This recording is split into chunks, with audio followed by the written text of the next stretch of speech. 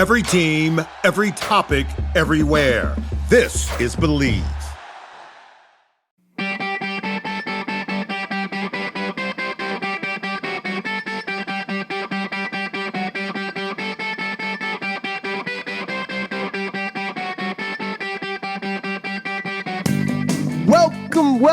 Welcome everybody to the Hockey Think Tank podcast, brought to you by the hockeythinktank.com and the Hockey Think Tank community, a place for all passionate hockey players, parents, and coaches to go to get a little bit of education and a little bit of inspiration regarding the greatest game on the planet. What an episode we have for you guys here today. We are bringing on one of the smartest hockey guys that I know. What a phenomenal conversation with Mike McGinnis. Mike worked for a long time for Hockey Alberta. He is a player development coach, and he runs NorCan Hockey, a great follow on Instagram, and just a really, really smart hockey guy, and can't wait to get over to this conversation. But first, got a little update from the Hockey Think Tank, and we've had this out there for a while, but it's been working so well, and we want to continue to kind of send the bat signal out there on this. But we now, with our Youth Hockey Blueprint, have a referral program. So if you are a parent or you are a hockey director, you can go into our show notes or you can go onto our website, and there will be a link or a page where you can refer your youth hockey organization if you think it would be valuable to collaborate and partner up with us at the Hockey Think Tank. And we've had so many of these already. Man, we are just so excited for what we have in store with the Hockey Think Tank and our blueprint that we're doing right now. So wanted to make sure to shout that out before we do get over to the talent of the podcast, Jeffrey Lavecchio. And like I said, this will be in the show notes. You can also go to the website as well to check it out. But yeah, if you feel like we can be of value to your youth organization, send us a referral. And we can go from there. But let's bring on now the talent of the podcast, the one Jeffrey J, who male model himself, Derek Zoolander. Here we go, Jeff Lavecchio. What's shaking today? I'm not a ambi-turner, so I'm working on that. So I'm just turning one way right now, but I'm buzzing, baby. Off season's starting to go for my midget guys. I got some juniors, some college, and one or two pro guys home. My longest tenured client, Travis Turnbull, who started training with me. Winner. Yeah, in like 2000, I don't know, 8 probably, 9. He just won the DEL2 as the captain after he retired last year. Came back after a few months. They re-signed him for this year. They already re-signed him for next year. He's the captain of the team, and because they won in the DEL2, his team is now bumping up to the DEL, which he played in for over 10 years, I want to say. So just at 39 years old, couldn't be happier for the guy. The old bull still got it in him. We're going to have to get him on the podcast to talk about the win and the season and playing into his 40s next year. So really, really happy for T-Bull and really happy for his family. It's been cool to watch his celebrations. Go T-Bull, University of Michigan alum as well. Yes, sir. Unreal, man. That's so cool. Yeah. Championship 39 captain. Unreal. Promotion to the DEL. Yes. Like, come on. Yes. And I was talking to him on the way to the game yesterday. There's probably 7 hours ahead. And, I'm like, how excited are you? Like, this is unbelievable. Like, this age, captain of the team. And if you win, you go up. And just talking to his wife all throughout the game because I couldn't watch the game. I was at the gym putting it together. And so I'm messaging back, what's the score? She's hitting me up. She's like, oh my God, I think I'm going to throw up. It's going into overtime. And then she hit me with the text that they won. And just so freaking cool, man. So cool. You know what I've been saying a lot lately when you said, oh my God, was the Just Friends, oh my God. Oh my God. So good, dude. Okay, Mike McGinnis. This was a heavy hitter, guys. This episode, fire. For you hockey nerds out there who like really deep diving on some stuff, like I was all in this episode. This is such a fun episode. Yeah. This was, and I think we need to do some more of these, just like really hard. Let's just get some hockey people on and talk some shop, man. Yeah. This was certainly one of those episodes. And like I said, Mike, I've known him for a bunch of years now, just through Instagram and talking and Zooms. And I love talking hockey with him. He's such a smart guy and really passionate. And he was with Hockey Alberta for a long time and just left and is starting his own player development thing. And dude, he's going to absolutely kill it. Absolutely kill it. He's so passionate about the game.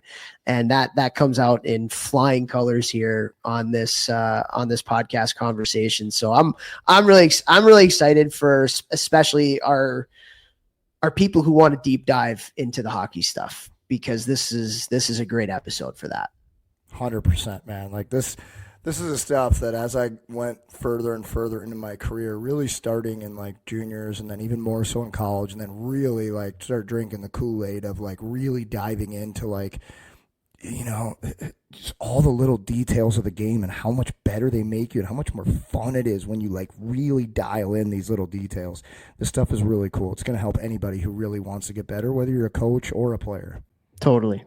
But before we do get over to Mike with NorCan Hockey, by the way, follow him on Instagram, NorCan Hockey. He's an absolute must. If you're a hockey person, follow.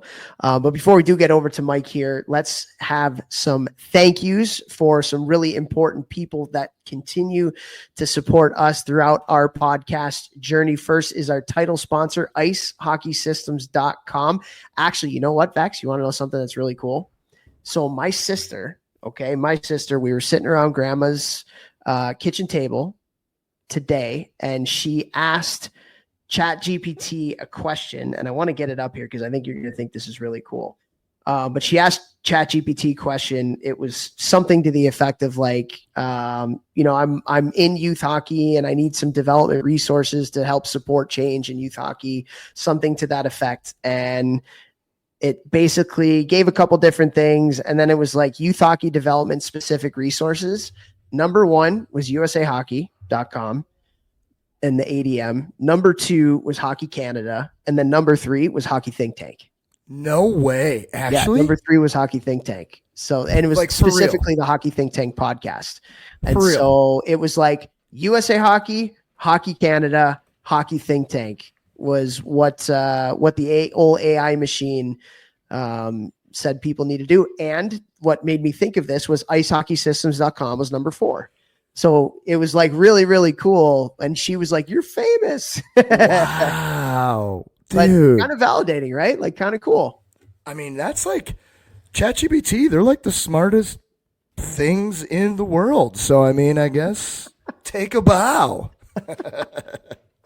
So anyways, thought that was kind of cool. And thank you to all of you, because we all know that AI is basically about what everybody puts into it, and then they figure it out and then spit out based on what the inputs are. And so we obviously have a lot of people talking about the Hockey Think Tank and Ice Hockey Systems being a great developmental resource for people. So we appreciate you guys more than you know. And ChatGPT just validated that, which is kind of neat. So cool. But anyway, so want to thank icehockeysystems.com, the best website out there for all of your coaching education needs. They got thousands of drills, whiteboard explanations from really, really high level hockey people, the ability to go in there, draw your drills up, create practice plans digitally, send them out to your team, create drill libraries. And you can also do this for every single coach within your organization, because we have partnered with them to do that.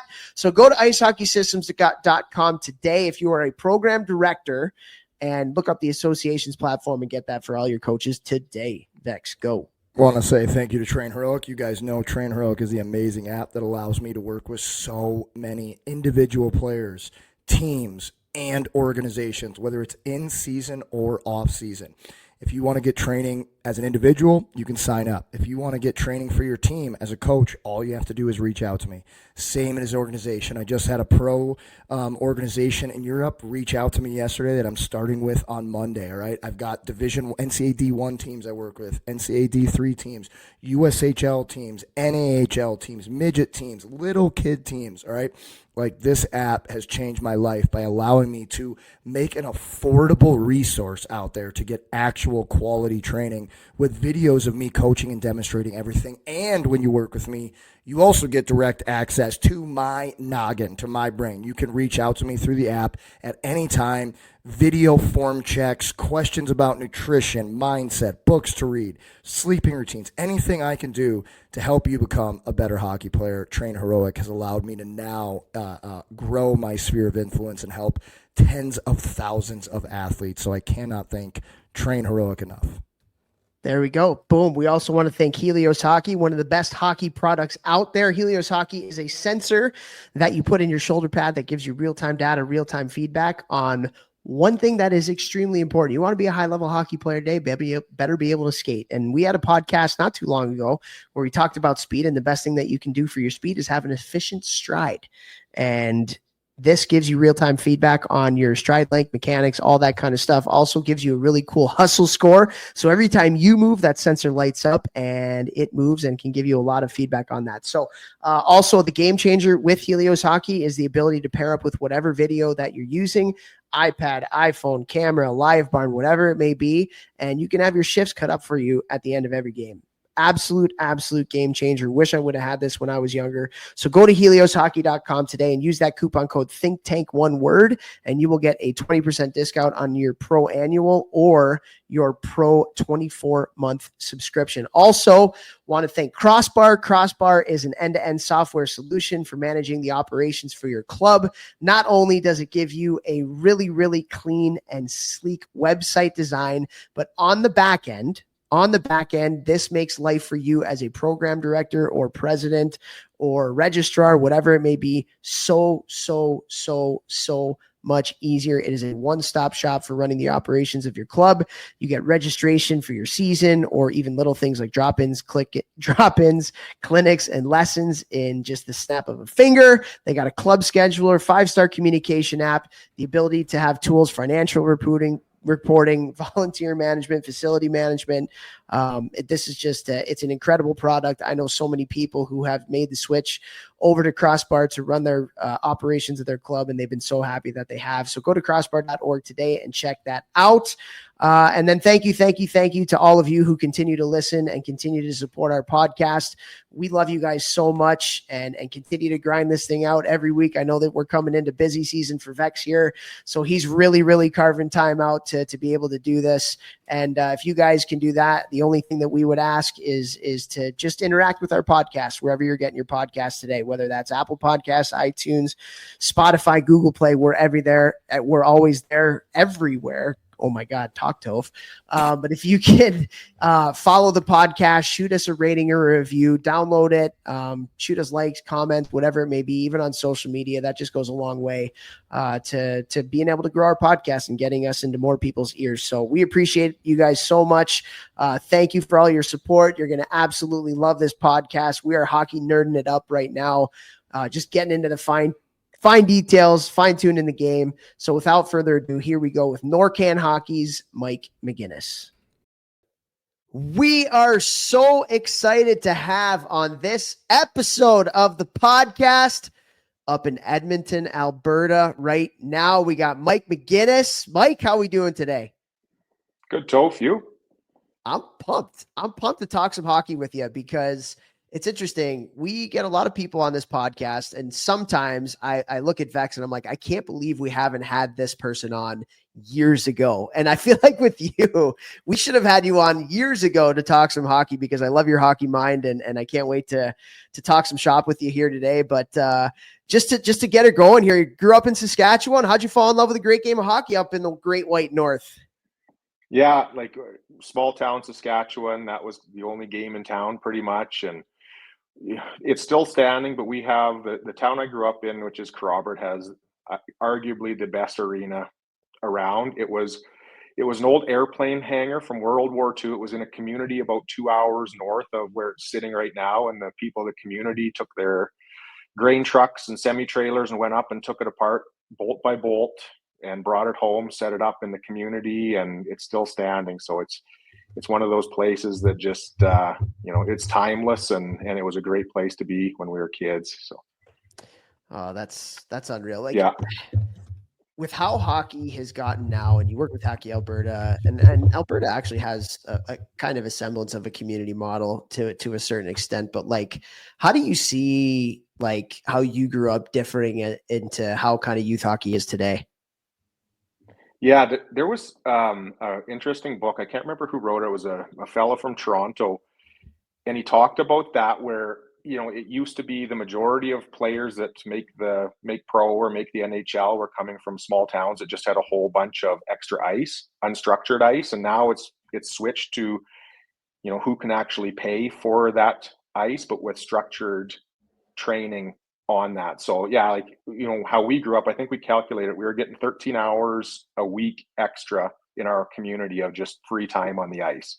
But bad habits were built. Like I still don't shoot with my eyes up. Like vision and awareness. That's why I'm, if you've seen any of my stuff, that's why I'm so crazy about it. Is I identified it after I was done playing that it was a deficiency. But when you take 20,000 slappers with your eyes down, and then all of a sudden realize when you get to junior or that level that it's a deficiency. So there are bad things for unstructured ice time, but that's how we grew up. It was as much ice as you could have and go out there and figure it out and play. So yeah, I don't know. I think there's really good things to it, but there's also some downfalls to just being on the ice in an unstructured environment.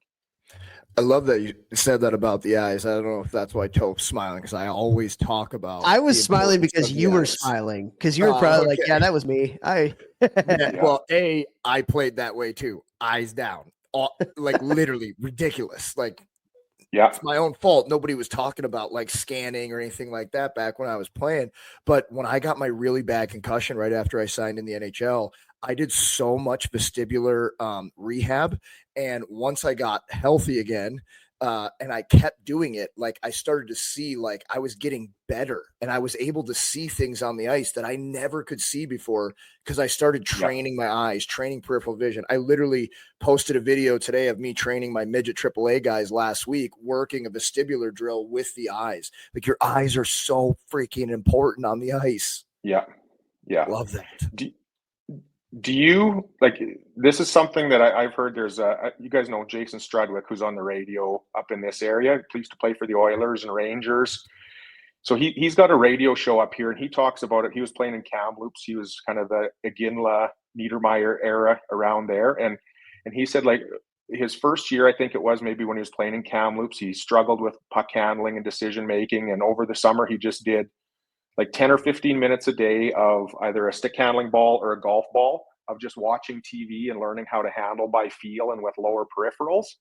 And I think that's almost the prerequisite to being able to play with your eyes up, because I missed that, right? Like I need to look at the puck to handle it, and I need to do extra checks on it before I shoot it.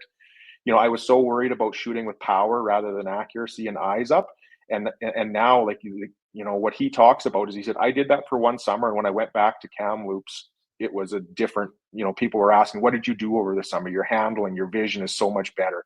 But I think that handling by feel and learning how to use your lower peripherals is the prerequisite. And a lot of players and a lot of kids just don't have the time or the energy to go through that monotonous work of learning that, because it's not like shooting pucks, right?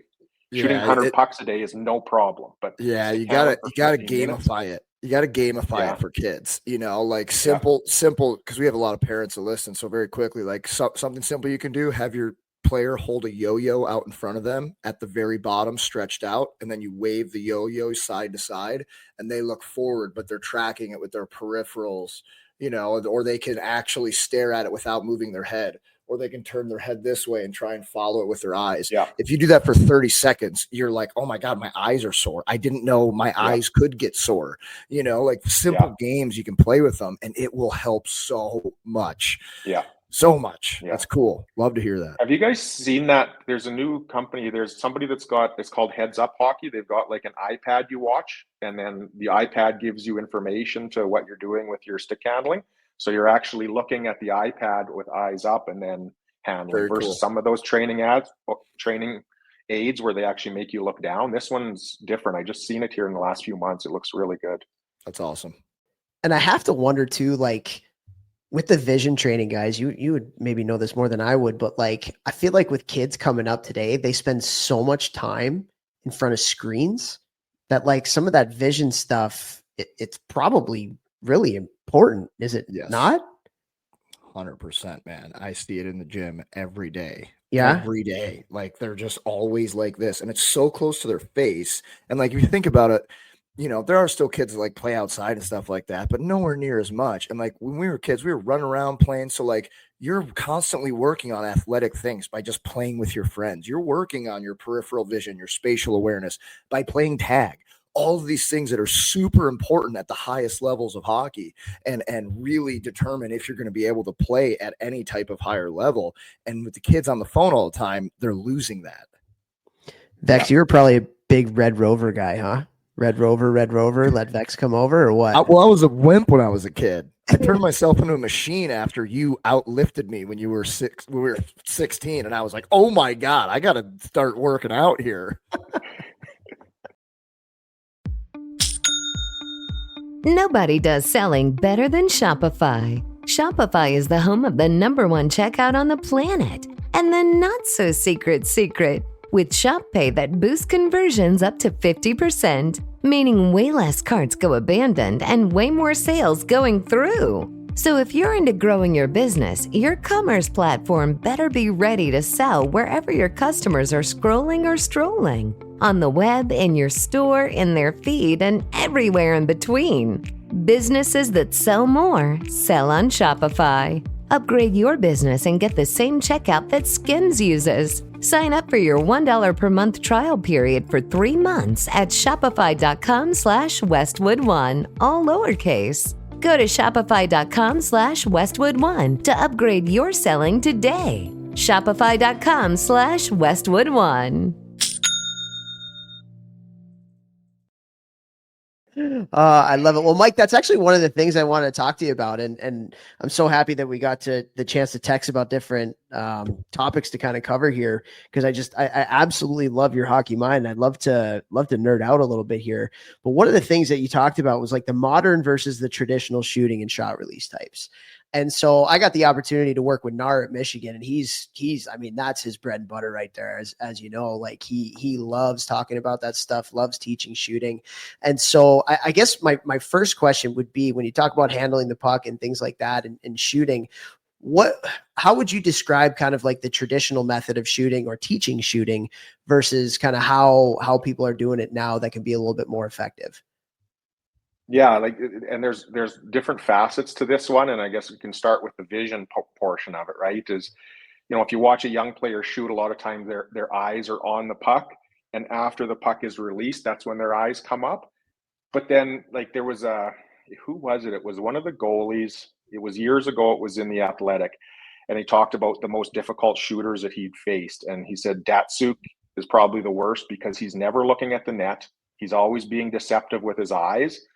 So you can look at that and go, okay, well, yeah, maybe I shouldn't be looking at the net, but that's something where it's so advanced. Like there's the default setting where your eyes are probably down, and then you have to train yourself to be able to shoot with your eyes up. And then the expert level beyond that is being able to either look at the net or not look at the net, like use no lookers. But so many kids get stuck, and I was one of them. A lot of this stuff, like it's stuff that I experienced, and I, after getting into the coaching world, it's like, oh geez, I wish I would have had that, or I wish I would have figured that out earlier, or had somebody work on that with me. But if you can't shoot the puck with your eyes up, I think you're at a disability. So you have to learn how to shoot with your eyes up, and then from there you can decide whether to use it deceptively or whatnot. But you just can't be stuck in the default setting, I guess, with the vision. And then, like, the more technical part of it is heel to toe shooting is the one that, I try not to be too opinionated, but that's how we learn, though. Hey, yeah, heel to toe. It's tough, like, because Brian Slagocki and I have just been, we've been jumping on calls and doing some kind of mini podcast, just recording basically what we're sending back and forth between video. And he has areas in the game where he says, yeah, I think heel to toe is still relevant, but then you watch some players shoot, like I put a couple up on Instagram where it's just pure toe, like it's that pull in and then an athletic readjustment of the hands. There's that separation, and then the whip is created, and it just basically flings the puck. There's no travel down the blade at all. And for people that are my age, it's really tough to get your head around because everything was heel to toe, drop your hand down on the stick, push down into the ice. But now you see, like, there's not even a lot of downwards pressure with the bottom hand in that modern shooting type. That, like, the modern shooting type that the stick does all the work is so different than the traditional wrist shot, everything about it. Can you actually expand on that a little bit in terms of the stick doing a lot of the work now? Because that is not something that we were ever taught when we were growing up, and we were using 800-pound Sherwood wood sticks when we were playing youth hockey. But like, can you explain how like you can use the stick to your advantage in technically how you shoot pucks?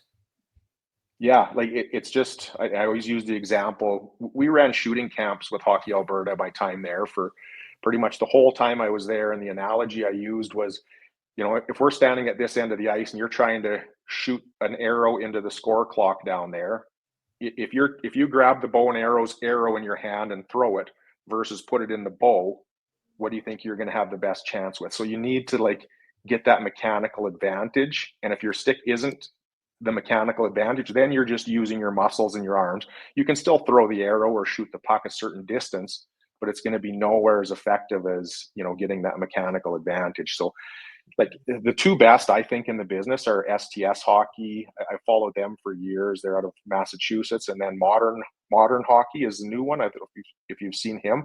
Mm-hmm. He does a whole bunch of work on it and does really good video of just like getting that mechanical advantage through whip and speed of hands and separation versus the traditional style where you need a runway and you need the puck to travel. So some of that, like you think about a golf club, your driver. When you swing a driver, you don't need to hit the ground to create flex. It's just in the inertia and the speed of the club head. So that's what you're seeing now with shooting is you don't even have to touch the ice anymore. I've got like really good videos of Tarasenko shooting some where it's just the speed of hands and the inertia of the stick, your hands moving faster than the blade creates that whip.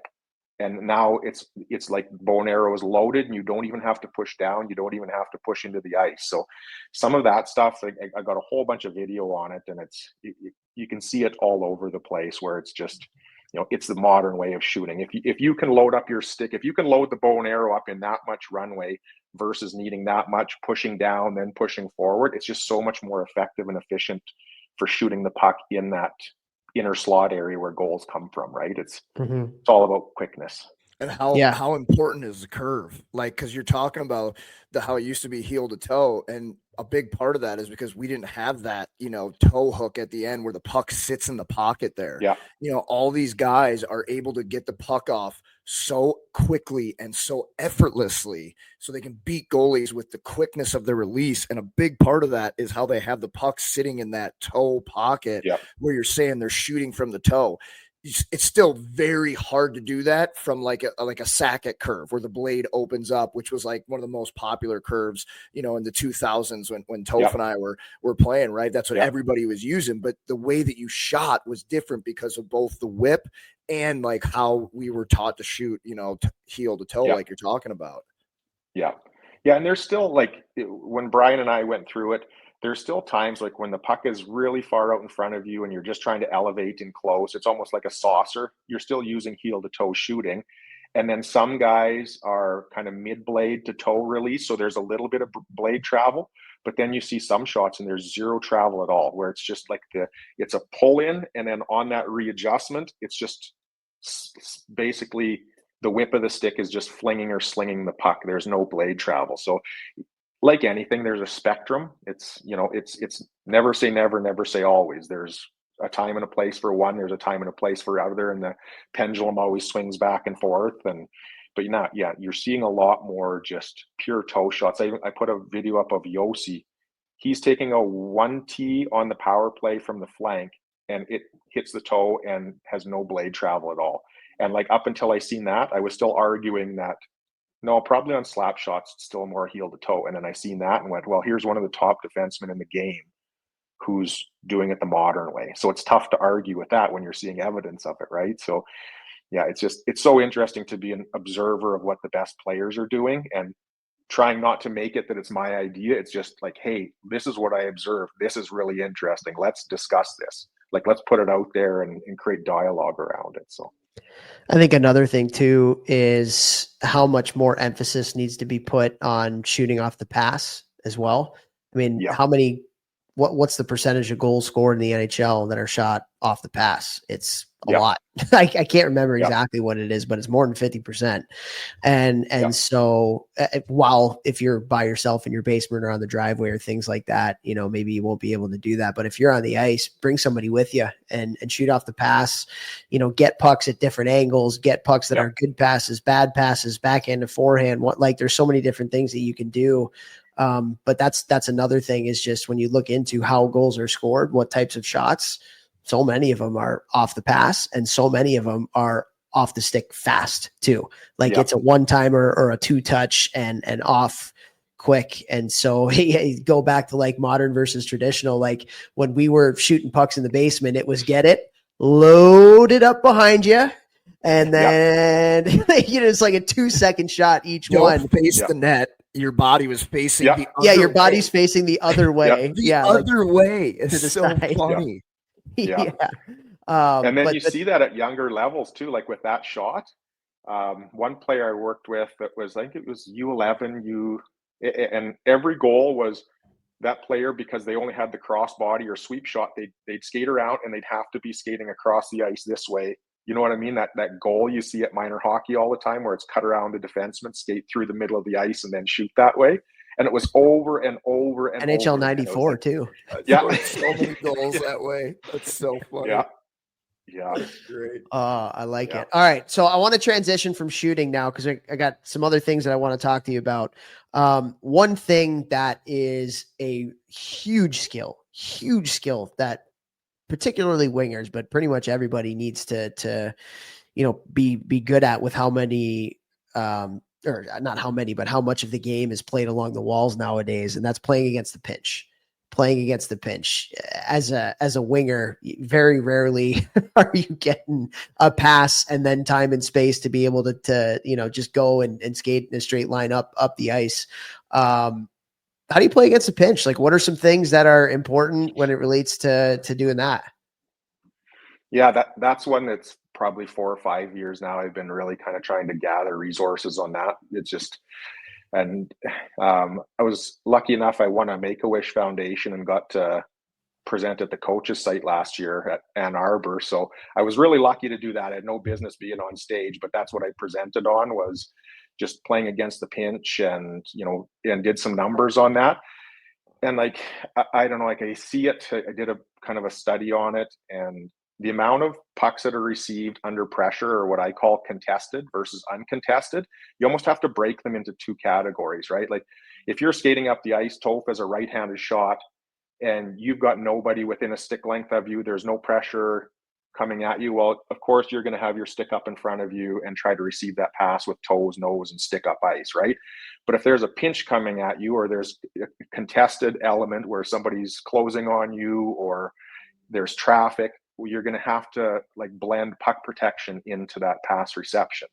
And you see a lot of players now doing it where they turn their back. Like, every NHL game now, like the stretch play, the over and up, the stretch guy that's on the strong side is always facing backwards or using his body to shield that defenseman. Because you think about, as a defenseman, how hard it is you have to make a decision whether to step around that player and try to pick that puck off, or you keep your body positioned. So, you see lots of guys up ice now, they're just skating backwards because it's a protected position, and it's hard to pinch against somebody skating backwards versus somebody skating forwards at you.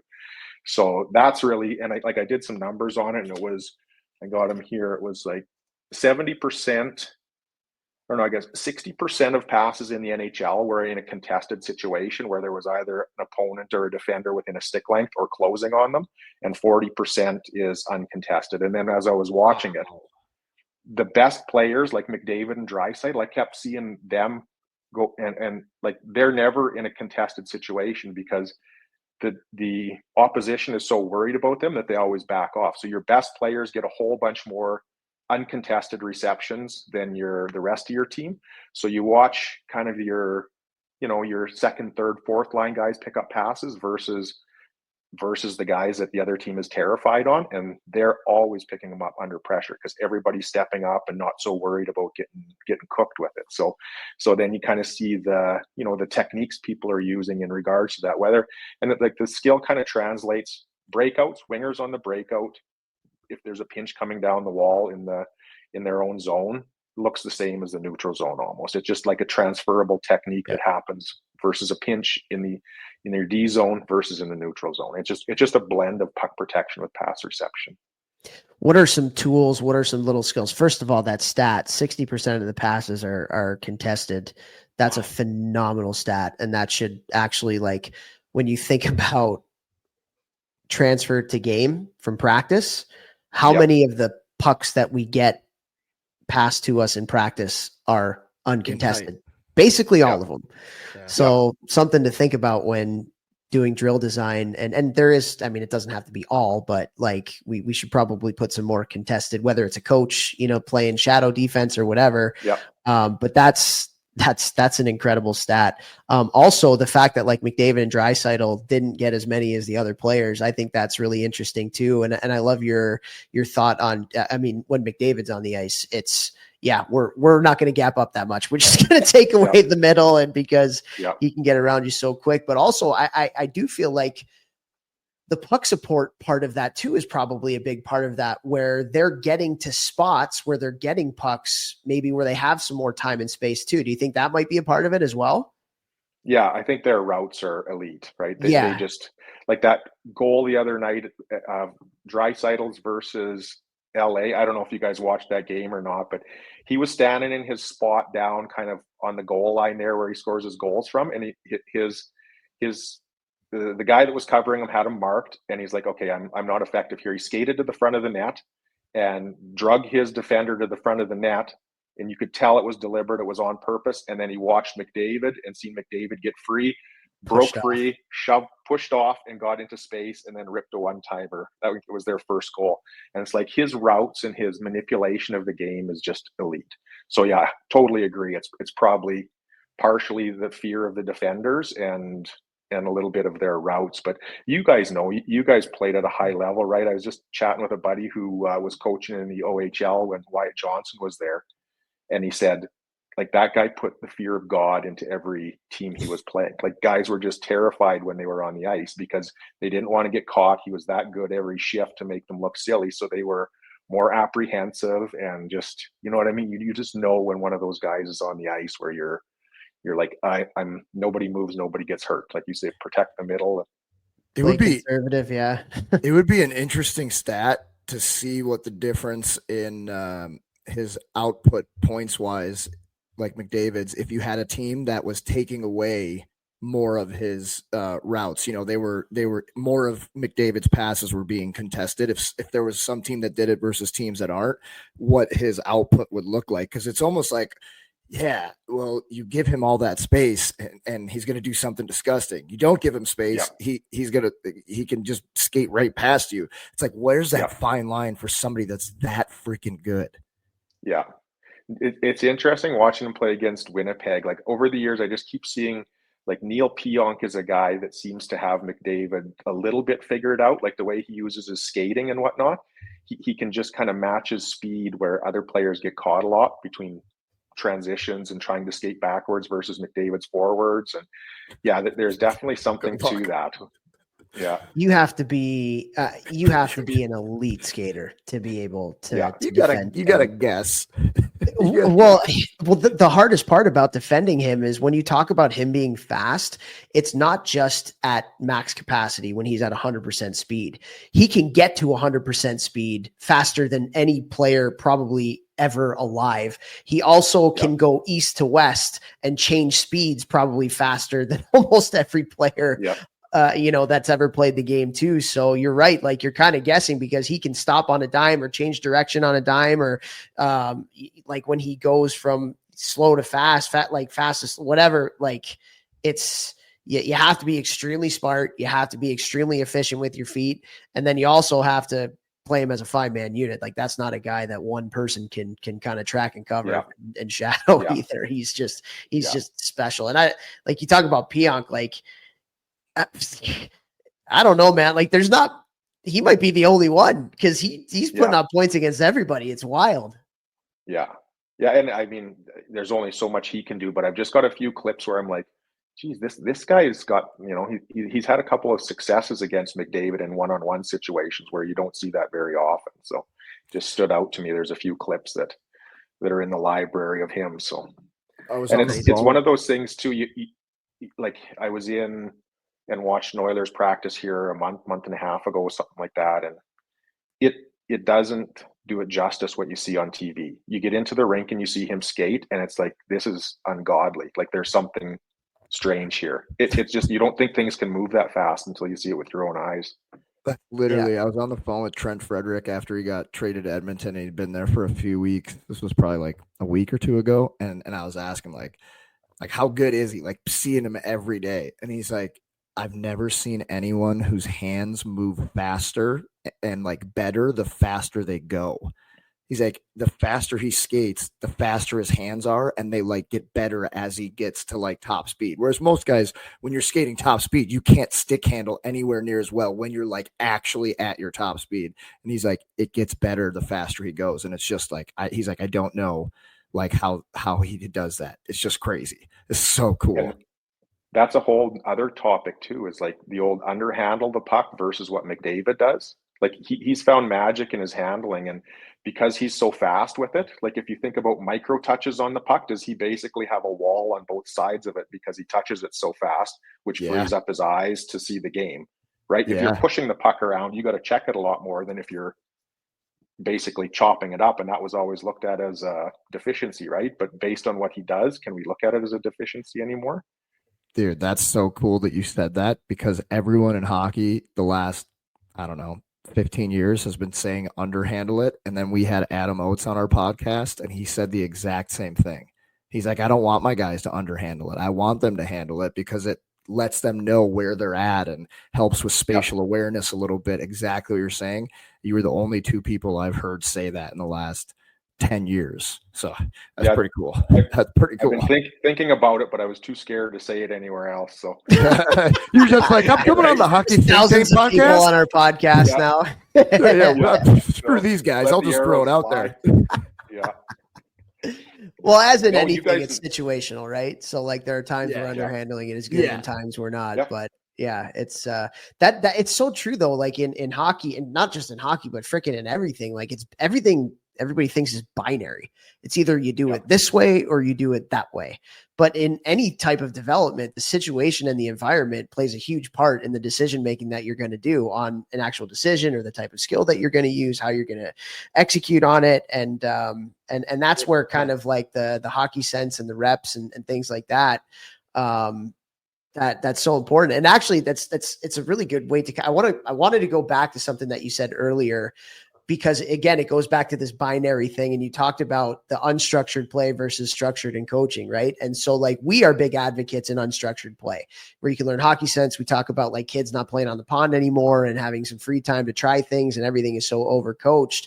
But you're a very good technical coach, and you're a very good at adding things into people's games and providing perspective and development on that side. So like, how do you kind of like balance those two? Because we do believe that unstructured play, we need more of it, but also it can't be like, just go do whatever you want and never be coached. So like, how do you kind of feel about that, especially with what you do as a skills director, very technical, tactical? Like how do you kind of merge? I'm in agreement with you guys for sure. Like, I think there needs to be more unstructured play and figure it out type of environments. The only downside is the deficiencies, right? Like, and like bad habits, almost kind of thing. Bad habits, right? Like, you know what I mean? You almost need somebody, where the model should be working, where, you're on the ice enough with a coach that they should be picking up the deficiencies and identifying them, so you can go out and have that unstructured play as much as you want. But if you're all unstructured with nobody watching for deficiencies, I just think that there's possibly some risk there of, I'm going to get 15,000 reps at something the wrong way, or that's going to develop a bad habit.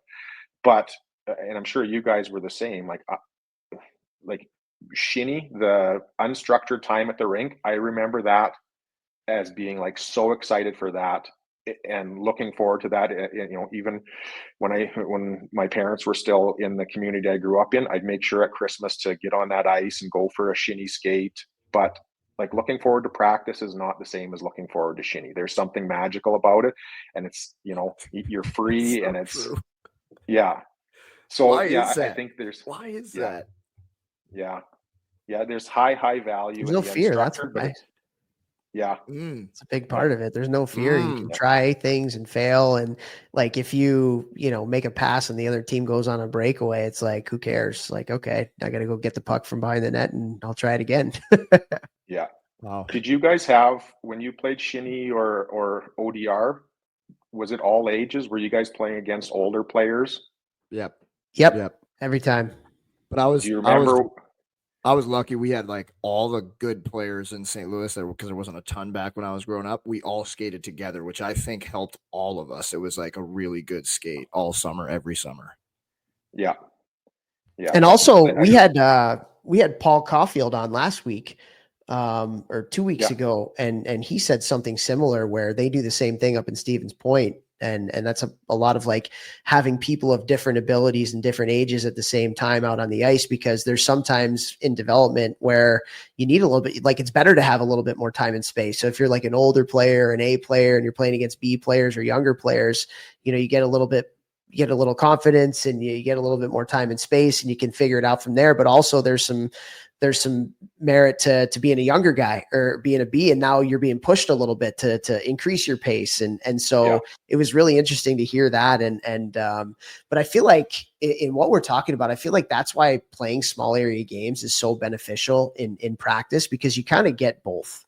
The coach is out there to be able to coach you a little bit, but also you're playing a game and it's a little bit unstructured. You maybe have some rules or some concepts that you're trying to do, but like, that's why they're so impactful, I feel like, in the development arc. Would you agree?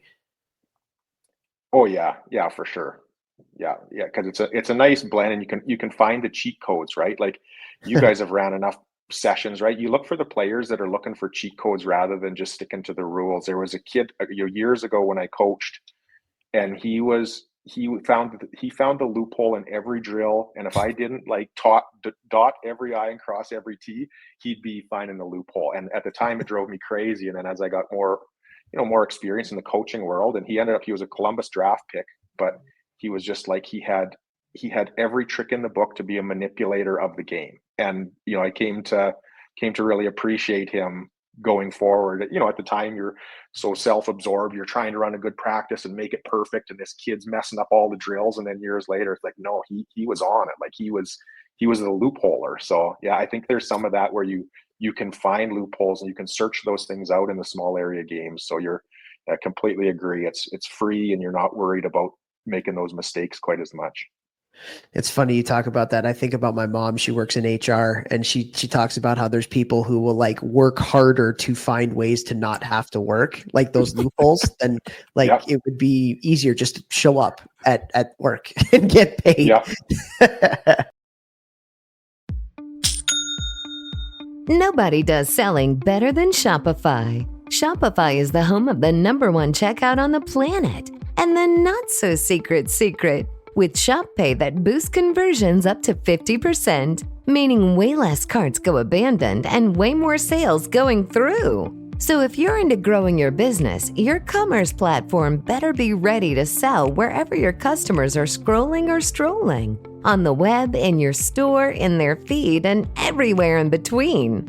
Businesses that sell more, sell on Shopify. Upgrade your business and get the same checkout that Skims uses. Sign up for your $1 per month trial period for 3 months at shopify.com/Westwood1, all lowercase. Go to shopify.com/Westwood1 to upgrade your selling today. Shopify.com/Westwood1.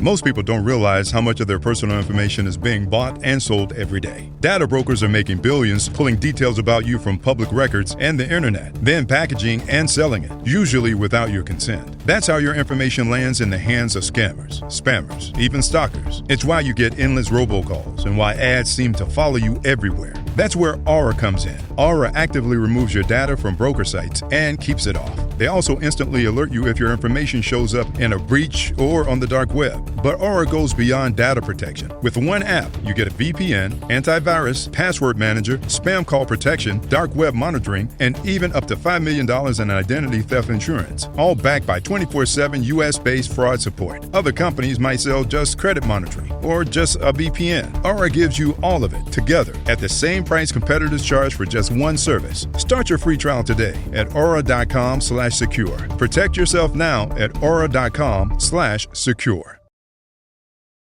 So one of the other things, Mike, I wanted to talk to you about, we had this on our little text chain here, is kind of like the Scandinavian Finland model of player development versus, I think you dubbed it the Wild Wild West North American model.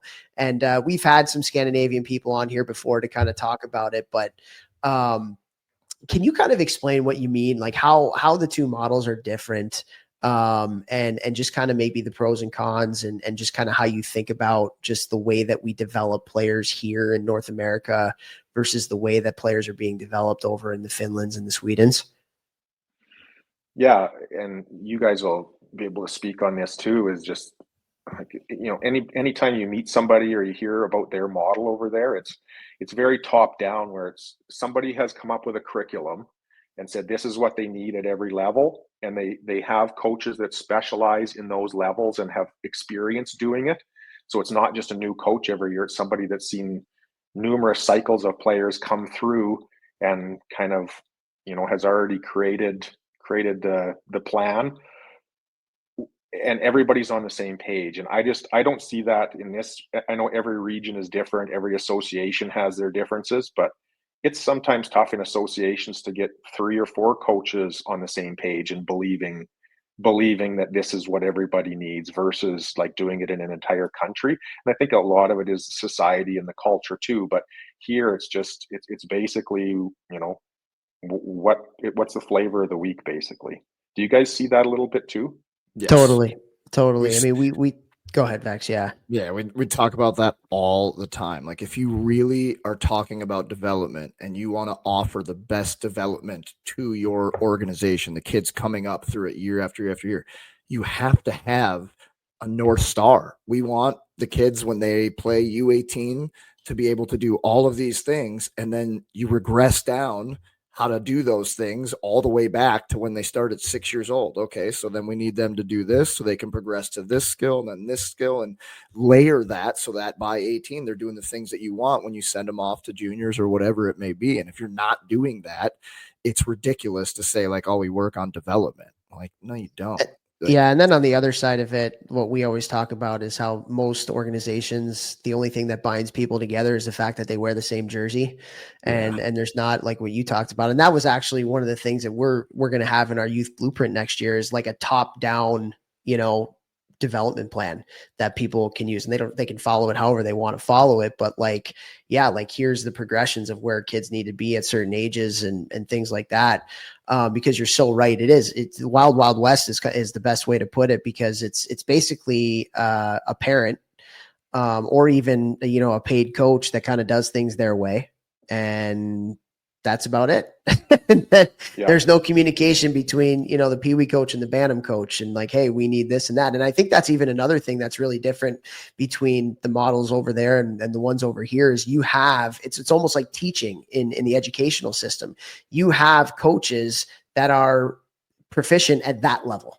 Right. So like, I'm really good at the 11 and 12-year-olds, and then I'm going to pass them on to the 13 and 4 to the coach that knows about the 13 and 14-year-olds. And then we're going to pass them on to the ones that are, the 15 and 16-year-olds. So there's much more of a rhyme or a reason and a plan, like what you said, as opposed to just, I don't want to say winging it, but like, as opposed to just like different coaches within an organization kind of doing things their way, and there being very little collaboration or very little kind of things that bind, the development between everybody going up and down. Have you guys seen it work or work reasonably well? Do you have an association or one that you can think of where you've seen it and that's pretty close to what it should be? And if so, what was the binder there? I think it takes, I think it takes really strong leadership from a hockey director at the end of the day. And also it takes really strong leadership from a hockey director. It takes, an effort from the board. Like the board has to be on par and has to be on board with what's going on. Yep. And then I think you have to do a really good job of parent education as well, because so much of what ails us over here in North America is you get a parent or two that have a lot of power and influence over the coach, and they have to do things a certain way where other influences get involved. And that's where it's tough to kind of streamline everything, because there's so many different self-interests a lot of time. So I have seen it work, but it takes a really strong hockey director that's really convicted in what they do, and a board that buys into that hockey director's vision, and then a really good coaching education and parent education program on top of that. It's the only way you can do it. Yeah. I saw it. I played in the Austrian league for a team called Fehérvár AB19 in Székesfehérvár, Hungary, actually. And they're like really lucky. They get a bunch of government funding because most of the national team players come from that organization. So that was like, this is where we want our players to end up. And their academy went all the way down. And you like, it was like Sweden, where you're trying to move up the ranks as you get older to get to the pro team eventually, like a European soccer kind of model. And they were producing a lot of good players. I mean, Hungary doesn't have a lot of hockey players, and they were having guys that were playing in the East Coast League, doing well in the Austrian League, playing in the DEL, playing in Sweden. And it was like what we're talking about here. Like they actually had developmental plans, and you should be able to do this by this age and then progress to that and there and there. And so, I saw it work really well over there.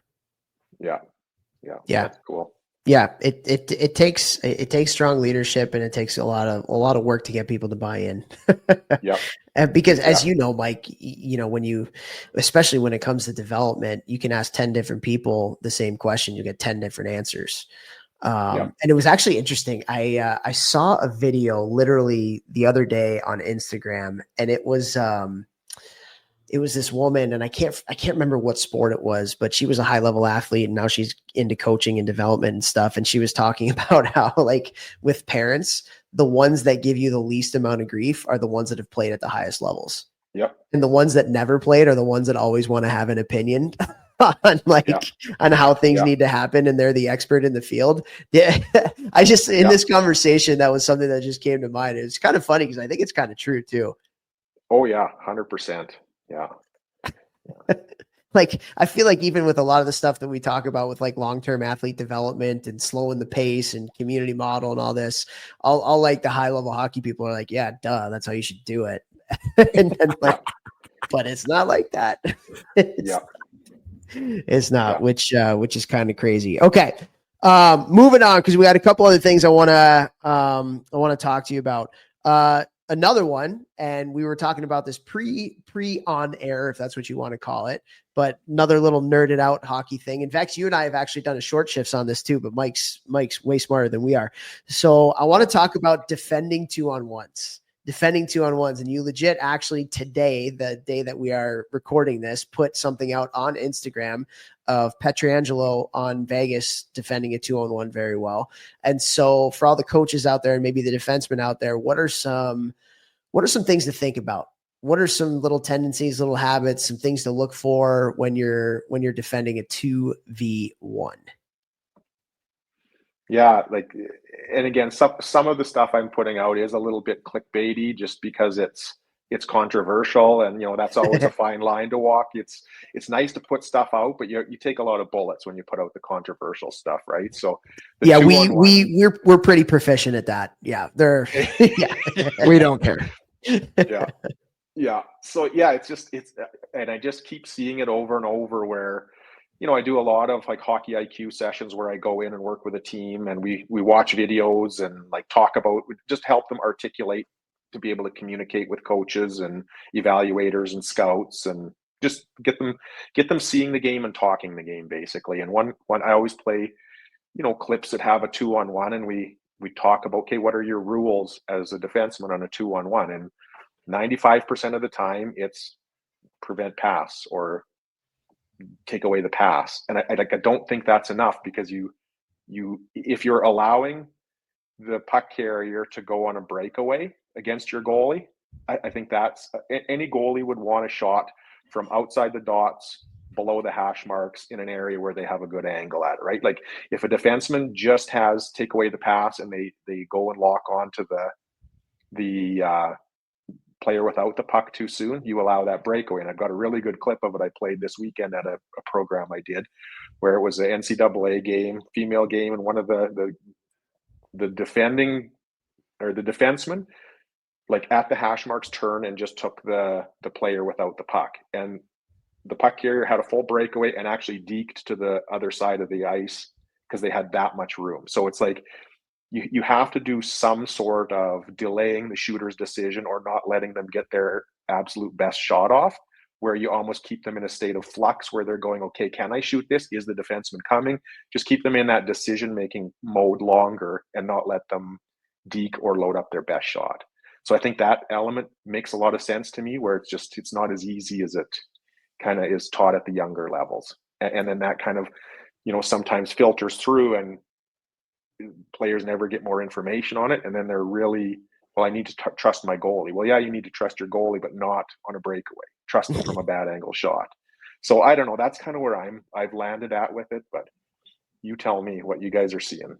Shafe used to always call that cat and mouse as a defenseman, playing cat and mouse with the with the player with the puck and not showing your cards, of what I'm going to do too quickly, and then almost like trying to bait them to just skate the puck into an angle where their decision is being made way too late, and now all of a sudden we're left with very few options, or I shouldn't say very few options because that's what you have anyway, but like that's what. It was interesting, cat and mouse. And there's so many different little intricacies from like a hockey sense standpoint when you think about defending a 2-on-1. As we were talking about before, which way they shoot, what angle are they coming at, how much speed is there, what's the back checker, where are they at? It's I do feel like that is one of the things that you just got to get reps at. Like just taking reps, at different capacities and maybe starting 2-on-1s in different ways. So they're coming at different angles and at different speeds. Yep. And that way you're just kind of almost muscle memorying it. So when you see it in a game, you have a little bit more of a wide breadth of kind of like what's going to happen. Yeah. Yeah. And one, too, like this is the one that never gets talked about. And do you guys use the term triple threat? So if I'm a left shot and I'm coming down, triple threat. So it's like if I'm a left shot and I'm coming down the right side and I've got the puck loaded like behind my heels, like you think about the distance. If I'm a lefty, I've got it behind my heels. If I'm a righty, I've got it up in front of my skates. So that really changes the depth for the defenseman if they want to take away the pass. If I'm dragging the puck way behind my heels 2 or 3 feet, the defenseman has to cheat up so far to take away the pass that I now have exposed behind his heels. So a righty, you can't carry the puck behind your feet. Only when you're on your off wing can you really change the distance for a defenseman to take away the pass. So that's one of the variables that I don't think it's talked about enough, because the puck changes almost 5 to 6 feet in regards to where it's being carried in front of you to behind you. So that makes it really difficult for a defenseman to take away that pass.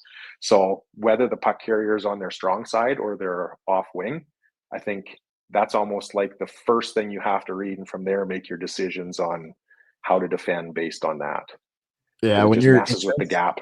You got to know which hand the guys are that are coming at you, and like what, as you take more and more reps when you're growing up, you start to kind of build this like library of like, okay, when it's a lefty on that side, I've got to kind of have this angle. And smarter players are doing that, whether they're knowing they're doing that or not. But coaches need to like coach that stuff. Like this nerding out on these little details makes such a massive difference. I didn't get into like thinking about hockey like this until I was already a pro. And because all the guys, most of them were like this, talking about these little details and thinking about how can we do something better, because this is how you literally put food on your table. And it's like, man, I wish I would have started seeing the game from this type of lens and thinking about it like this when I was, in juniors, midgets. Like it's so powerful. Coaches, if you can like share his stuff and like get your players to get really interested in these types of little details, they're going to have way more success. Mm-hmm. Yeah. Like some of the players I work with now, like with the online coaching stuff that I'm doing, like some of them are already more articulate and see the game better than I do, where it's like, oh yeah, I remember this play, but and you can't even see it in the video we're watching. He's like, but I remember there was a player going on a change there, so that completely changed the numbers, right? So they're so articulate and their recall is so good. So I see players like that, and I'm like, oh, like that. This is exciting to see how you're articulating the game, and I guarantee you, in an like if you're talking to a scout or there's somebody coming to talk to you, you're going to kill it because you can articulate and you can recall. Like you guys know, as coaches or as evaluators or scouts, when you go down and talk to a player after the game and you say, hey, how was your game? And they say good or bad, you're kind of, it's a little bit blah, but when they can really articulate and say, like in the second period, I had 2 2-on-1s and I got the kill on both of them. In the third period, I was on the power play, but didn't get any good looks. You're like, oh yeah, this is somebody that can communicate with my coach and be a piece of the structure rather than just a rogue agent that's trying to play within our team. Hey, so that's cool. That stuff's really exciting to me. Yeah. It's so true. And it's so true from a recruiting perspective too. When you're talking to a kid and they have an understanding of the game and a good recall. Who was it that we had on? We had a scout, maybe it was Brian Renfrew with Winnipeg. And he was talking to us about like going down and talking to a kid after a game. And like the self-evaluation was so on point that they were like, oh my God, this kid, like you got to take, I think it was maybe Brock Besser. I think Brock Besser was. I remember hearing that. You had that on the pod. Yeah. It was on the podcast. I can't, but it's so funny that you're talking about this because we used to talk about this as a coaching staff when I was working at Cornell, just like the difference kind of like between a new age type player and like, growing up a little bit. And one of the things that players don't do as much of anymore is just talk hockey. Yeah. Like in the, just the general sense, like talking hockey, talking about the game after the game, staying in the locker room after practice and just talking about just hockey. Like, hey, what'd you see here? Hey, what'd you do there? Hey, just or even talking NHL. Did you see McDavid or did you see this or that, whatever it may be. They're so on their phones, and there's so much less of those conversations going on. And I think that's where a lot of those little intricacies and a lot of that kind of like understanding of the game can come from, or just those informal conversations, just shooting the shit, talking about the game. And it's really interesting because even at the college level, like does it happen that much anymore? Like it really doesn't. It really doesn't. Really? And so the like kids just like the more you talk about the game with each other, it can help you to develop your awareness and understanding of the game just by talking. I don't know if you guys agree or not, but like I feel like Vex, maybe you in the gym, you've been in the gym forever now. Like, is that something that you used to hear a lot more of back in the day? Maybe not as much anymore. No, it's the opposite in my gym. Like, yeah, like I started laughing right when you started talking about this because we had like a week-long feud in the gym where the boys were skating in the summer and somebody gave somebody a bad pass and cutting through the neutral zone. They had no options. They went on the live barn and found it from their skill skate that morning. And all week long in the gym, we're taking polls. Which side are you on? Should he have taken a different route, or is this the passer's fault? Oh, I remember that. You were telling me about that. Freaking route. That's a terrible route. Hot route. And guys are going back and forth and it's getting heated. But obviously we love this stuff and we talk about this stuff. Like, let's do everything we can to get better. And that's something that I've pushed to every single player I've ever worked with, talking about like, do everything you can, study I'm constantly pushing that in their face. So I think that that's just kind of become the culture of the gym. Like, we do anything we can to get better in here. And so they talk about those things and their skates and chirping each other. And I freaking love it. I think you nailed it with culture. Like, culture and environment is that maybe you guys see the same, but over the last 6-7 years, I was on the ice with 20 teams a winter, and seeing how the coaching staff sets the culture and creates the environment really allows for a team to be nobody moves, nobody gets hurt, or we're all in this and we're safe, we're comfortable with each other. Because I've been on the ice with some teams where no, like nobody wants to work hard. They're terrified of the social pressures of looking like a try hard or standing out in a bad way. And then I get on a one-on-one meeting with them, and these kids are articulate and bright and passionate, but they're not allowed to let that shine through based on the culture or the environment that is set. And it's so sad that, there's so much going on. I don't know if did you guys have Larissa Mills on with Mental Game Academy? Yeah. If you haven't listened to that episode, you got to, it's must listen to. She talks about phone use and unbelievable. Yeah. She was at Coach's site in Michigan last summer, and I got to know her, and we kind of stayed in touch, and some of the stuff she's kind of opened my eyes to about how much goes on behind the scene with phones and bullying and manipulation. Like, I think our kids are in an area where trying hard and being a nail gun of a kid is going to get you, I think you're going to get attacked in the dressing room or for standing out too much. And I just see that so much where it's, and I'm getting old too. Maybe people aren't as receptive to a 50-year-old guy as they were to a 25-year-old guy out buzzing around with them at practice. But like, I just feel that kids they're not willing to have that passion or let that passion show through because they're scared of maybe getting torched by their teammates or something. So Vex, it's interesting you say that about your gym. It's probably a culture where everybody's comfortable and, the chirping is done face to face rather than on the phone after the session. Oh yeah. Lots of chirping. And I also encourage that too. Yeah. Literally every day. I'm like, if you win a competition, I want you talking shit to that guy because I want him to hate losing and I want you to love winning. And so it's very open in my out in the open. Yeah. That's great. Yeah. So true. I mean, it's environment is everything. I mean, I've been listening to a lot of podcasts for whatever reason. They're talking a lot about nature nurture right now. And some of the podcasts I'm listening to, maybe it's because nature outside is getting a little bit nicer with springtime coming in. But like, man, like so many people are talking about nurture and how important the environment is to bringing the nature out in people. And you're right. You see a lot of kids. Vex, you and I talk about this all the time. There's a lot of kids who are afraid to put everything they have into something for fear of judgment, fear of what their peers are going to say.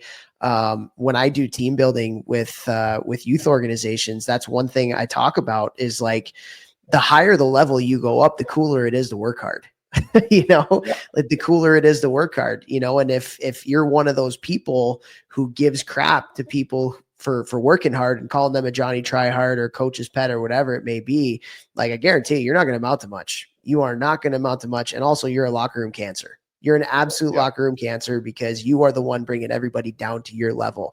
And the way that I explain it is that everybody wants to be the hardest worker on the team, but there's very few, if any, that are willing to actually put the work necessary to be able to do that. And so what happens is you have a kid who doesn't want to work very hard, but they want to be known as the hardest worker by the coach. And so behind the scenes, they're going to make fun of the kids that are working harder than them. So they're going to come down to their level. So now they look like the hardest worker. That's typically how it goes. And they're insecure for whatever reason. And it's really just bringing people down to your level instead of having a culture like Vex has in his gym where no. Like it's cool to be the hardest working person here. We're going to reward you for being the hardest working person here. And with that, all of his players and all the people that go through him give everything they have every time they're at the gym, because that's the thing that's being positively reinforced, as opposed to some of these other environments and cultures where it's negatively reinforced to do that. And it's wild. It's absolutely wild. And I do agree. I feel like we're seeing that a lot now. And it's something we got to change. And we as adults, as coaches, we have to understand what's going on in our locker rooms. We have to understand what's going on the ice. We have to nip it in the bud when we see it and when we hear it. And we got to create that environment where even like you said, Vex, like competition, like let's go, like let's make it fun. Let's make working hard fun. Let's it's huge, man. It's absolutely huge. That story you shared of Pavelski at the USHL All-Star game on one of the pods, I've got that screen recorded and I send it to just about every athlete I work with. I'm like, this is it. It's like you're gonna have to take some bullets if you want to get to where you want to get to, just based on the environment and where culture is at right now. But you got to make a decision to, set yourself apart or get along. If you want to be great at anything you do, you have to be different. You have to be different. You have to be willing to do things that other people aren't willing to do. And unfortunately, a lot of times different is looked at as worse or, Weird. not good or whatever bad connotation you want to put it in it. But like, no, like you got to celebrate that stuff and encourage it. And, we kind of grew up in a day and age where like conformity was the way to go. Everybody had to be the same. And granted, you do have to have some kind of that on a team with standards and ethics and morals and all that kind of stuff. But like you have to have a uniqueness to you, like your best version of you, whether it's on the ice or whether it's your personality in the locker room. Like the best thing that you can do for your team is bring the best version of you, which is different than everybody else. And so like bring your Ness. Your Ness, your name plus Ness. Vex, what is your Ness? What is Vex Ness? Vex Ness. Let's go. But yeah, I think that's a great point, Mike, because like the man, I don't know about you guys, but like I can sniff out one of those players, young players that doesn't like to work hard and gives other people crap for working hard. You can see them from a mile away. Yeah. An absolute mile away. And especially when I'm doing this in front of a team, it always gets a little uncomfortable because usually there is one or two of those type of people in a room. And you can see, a couple guys getting like just squirmy in their chair and like people are looking at them, but they don't want to look at them. Like it's awkward, but like but at the end of the day, you guys have all coached and played and know people at the higher levels of hockey. Like it's the higher level you go, the cooler it is to work hard. The cooler it is to work hard. No doubt about it. And well, you watch even in the playoffs, like I've been wanting to just record the screen of guys getting back to the bench and having conversations. Like you can see them reviewing their shift and talking, in fine detail, articulate about the play they just had or the goal they just scored or the route they just ran. And it's just, I could just want to see that in minor hockey where players are having those discussions and learning how to, it's structure is predictability. Like for so long, systems was kind of a bad thing to talk about, but like you need predictability amongst your team. And that's basically all those guys are talking about in the NHL when they're back on the bench is predictability and adjustments. Like I need to know where you are on this route. I'm going to be here, you're going to be there. And that's not systems. That's just predictability amongst chemistry, you could call it, right? But it's manufactured chemistry. I don't know, that stuff just gets my blood flowing because I just want kids to get that as early as possible and start going down that road of being all in and being passionate about it. Yeah. And it's such a balance too, right? Like as far as like the predictability in the routes versus making a read off of what another player does or what a defender does. And the teams and groups that again have a great balance of both of those, I feel like are the ones that have success, both offensively and defensively, at the end of the day, because like on the predictability side, it was always system predictability. Defensively was kind of like a plus, but offensively it wasn't. Like where you talk about you don't want to robot kids, but also there's got to be some predictability. And I do feel like that predictability is coming back. Like when I was real young, it was like they're treating us like robots. And now, then it went so far the other way where it's like, don't coach them offensively, let them do their thing. And now it's kind of coming back a little bit towards the middle where no, like routes and predictability are actually something that can help a kid have some hockey sense and awareness of what's going on the ice. And maybe that's a theme for today. It's like, it's fine. Find some common ground. I heard a really good coach say is like, I'm going to frame the house for you and you guys pick the shingles and siding, which I thought is really good. Like I'm going to put a structure in place, but you guys have creativity around that structure. You think about a player on an entry, rather than just driving the net. Well, do we allow a delay? If the player can't get the corner, or the puck carrier can't get the corner, are they allowed to delay? And then do you just have the structure in place where your net driver turns into low support on the back wall so you can always release rather than forcing the puck? Just something simple like that. It's like if you're the net driver and you see the puck carrier delay, you're you're going behind the net to pick up that low release or cycle back down. Like that's the stuff I see where it's like, well, you can still go to the net and get a pass, but if it doesn't happen and you read this, well, then, you're turning into this. Just some simple stuff like that where I feel it like really is translatable, but not too much.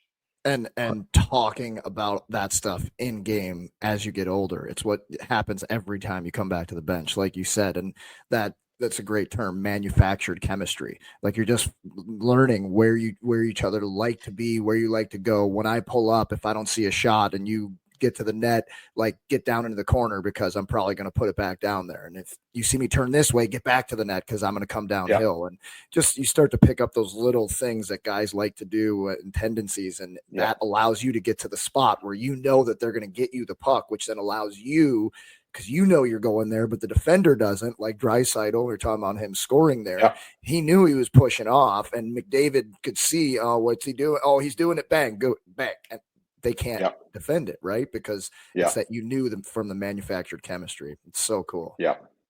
Good stuff. Well, Mike, awesome conversation today. This was, man, it's always fun to talk some shop. Always fun to talk some shop, especially with smart hockey people like yourself. And so we appreciate your time. Before we do let you go here, though, can you tell our listeners where to find you, some of the cool things that you're up to right now, and just kind of what you're doing in the hockey world?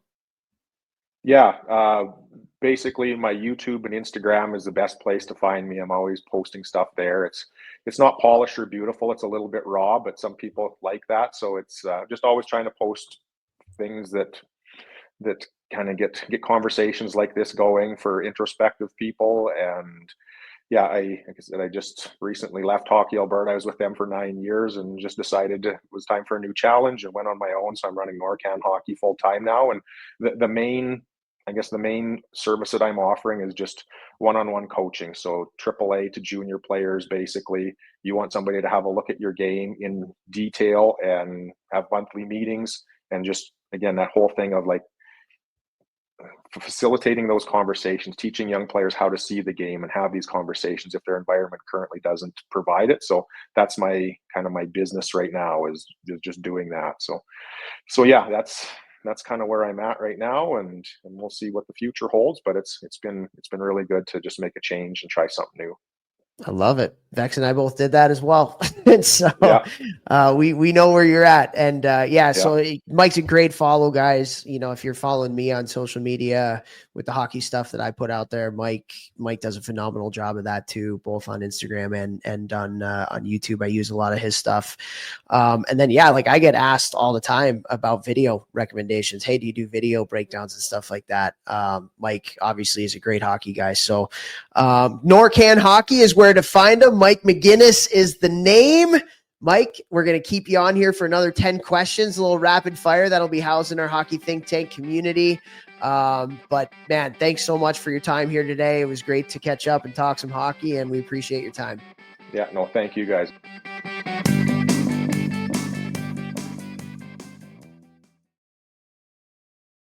The NBA 82-game grind is done, and now the real fun begins. The NBA playoffs are here, and it's time for all the high-stakes drama, clutch moments, and draw-dropping plays.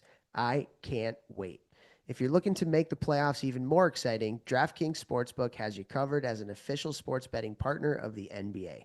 Try placing a bet on your favorite player's performance. Will they drop 30 points, 40, maybe even more? It's your call. Here's something special for first-timers. New DraftKings customers bet $5 to get $200 in bonus bets instantly. Make it a playoff run to remember with DraftKings. Download the DraftKings Sportsbook app and use code THPN. That's code THPN for new customers to get $200 in bonus bets when you bet just $5. Only on DraftKings. The crown is yours. Gambling problem? Call 1-800-GAMBLER. In New York, call 877-8-HOPE-NY or text HOPE-NY 467-369. In Connecticut, help is available for problem gambling. Call 888-789-7777 or visit ccpg.org. Please play responsibly. On behalf of Boot Hill Casino and Resort in Kansas, 21 plus age and eligibility varies by jurisdiction. Void in Ontario. New customers only, and bonus bets expire 168 hours after issuance. For additional terms and responsible gaming resources, see dkng.co/audio.